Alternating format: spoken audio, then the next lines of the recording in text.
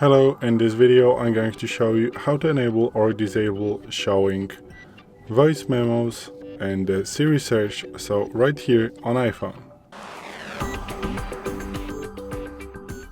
So today in front of me is the iPhone 12 with the iOS 17.5.1, but it really doesn't matter which iPhone you have or which version of the iOS you have, it is all going to work the same on every iPhone. So what you want to do is to open settings. Sorry, let me go back all the way.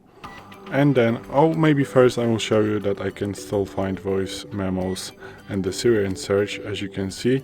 So now let's open settings, swipe down and tap on voice memos, then go to Siri Search and then disable showing up and search. So what it does, that I'm no longer going to be able to find voice memos right here. As you can see, I can find voiceover, but I cannot find the voice memos in Siri Search and any content from it.